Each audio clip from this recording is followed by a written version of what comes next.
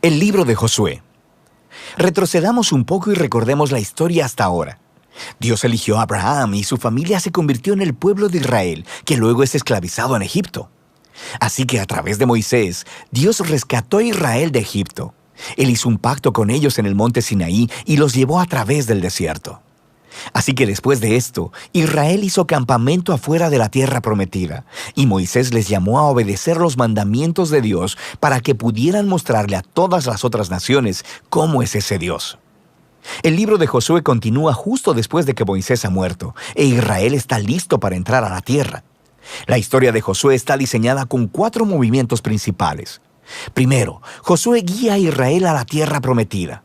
En segundo lugar, una vez que están ahí, se enfrentan con toda la hostilidad de los cananeos y entran en batalla con ellos. En tercer lugar, después de sus victorias, Josué divide la tierra prometida como herencia para las 12 tribus. Y en último lugar, el libro concluye con unos discursos finales que Josué da al pueblo. Profundicemos y veamos cómo fluye todo esto. La primera sección inicia con la muerte de Moisés y Josué es nombrado el nuevo líder de Israel. Y el autor intencionalmente presenta a Josué como el nuevo Moisés. Así que al igual que Moisés, Josué llama al pueblo a obedecer la Torá. Esto es los mandamientos del pacto que les fueron entregados en el monte Sinaí. Y luego, Josué envía espías a la tierra, justo como Moisés lo hizo en Números capítulos 13 y 14, excepto que esta vez las cosas van mejor. De hecho, algunos cananeos incluso cambian de religión y deciden seguir al Dios de Israel.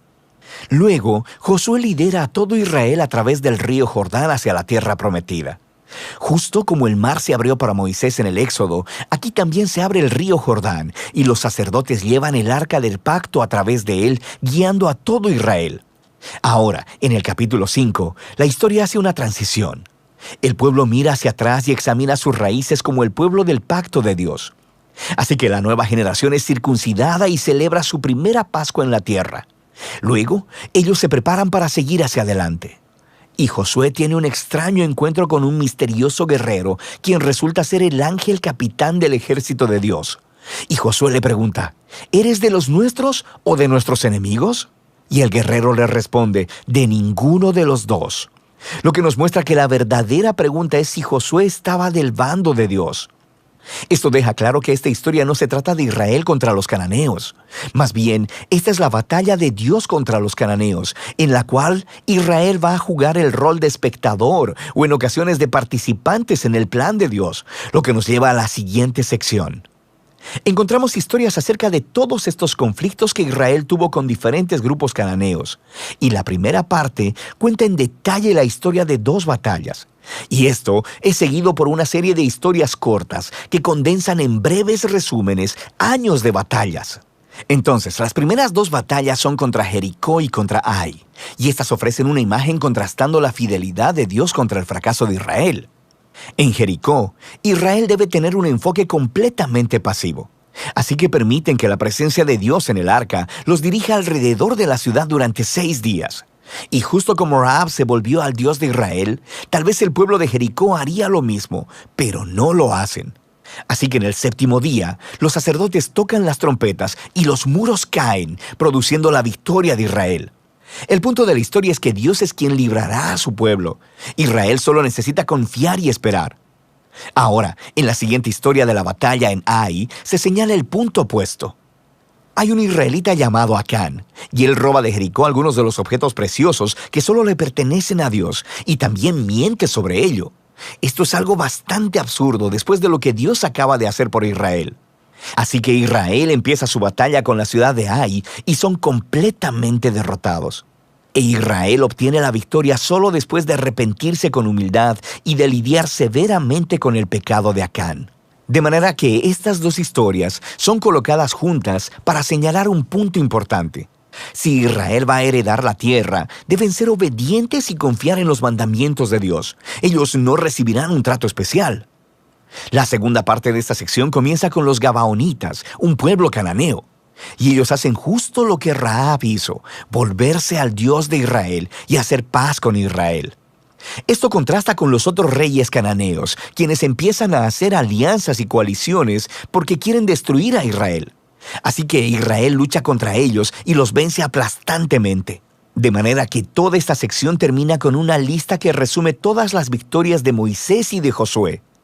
Ahora, detengámonos un momento, porque es probable que te molesten estas historias y la violencia que ellas contienen. Y si eres seguidor de Jesús, no podrás evitar preguntarte, ¿no dijo Jesús que amarás a tus enemigos? ¿Por qué aquí Dios está declarando la guerra? Primero, ¿por qué los cananeos?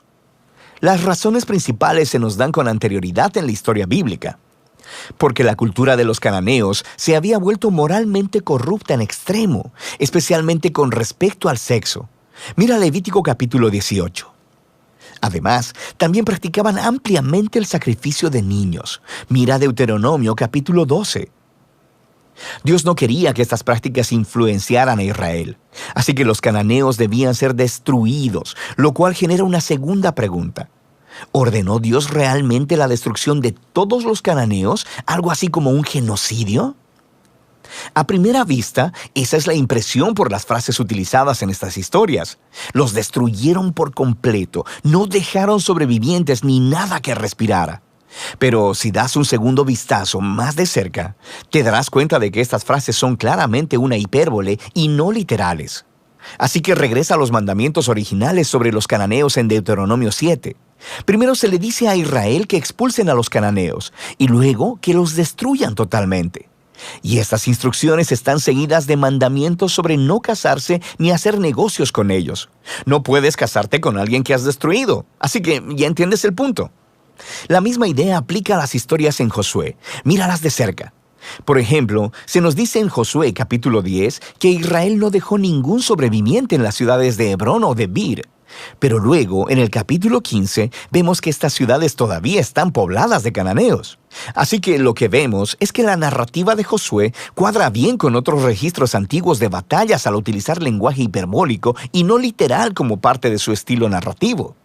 De manera que la palabra genocidio no encaja con lo que vemos aquí, especialmente a la luz de las historias de los cananeos que sí aceptaron al Dios de Israel, como Rahab o los Gabaonitas. Dios estaba abierto a aquellos que se volvieran a Él. Una última cosa que debemos considerar es que estas historias marcan un momento único en la historia de Israel. Estas batallas estaban limitadas a un puñado de pueblos viviendo en la tierra de Canaán. Con todas las demás naciones, Israel estaba llamado por Dios a buscar la paz. Mira Deuteronomio capítulo 20. Así que el propósito de estas historias de batalla nunca es decirle al lector que vaya a ejercer violencia en el nombre de Dios. Más bien, estas historias muestran a Dios llevando su justicia sobre la maldad humana en un momento especial de la historia y de cómo Él libró a Israel de ser aniquilado por los cananeos. Ahora, regresemos al diseño del libro. Después de años de batallas, vemos a un envejecido Josué y quien empieza a dividir la tierra entre las 12 tribus de Israel. Y la mayor parte de esta sección es una lista de fronteras. Y seamos honestos, es un poco aburrida. Es como leer un mapa que no tiene imágenes. Pero para los israelitas, estas listas eran muy importantes. Este era el cumplimiento de las antiguas promesas de Dios a Abraham, de que sus descendientes heredarían la tierra prometida. Así que ahora todo estaba sucediendo hasta el mínimo detalle, lo que nos lleva a la sección final. Josué da 2 discursos al pueblo. Son muy similares a los discursos finales de Moisés en Deuteronomio. Josué les recuerda sobre la generosidad de Dios, cómo Él los trajo a la tierra prometida y los rescató de los cananeos. Así que les llama a alejarse de los dioses cananeos y a ser fieles al pacto que hicieron.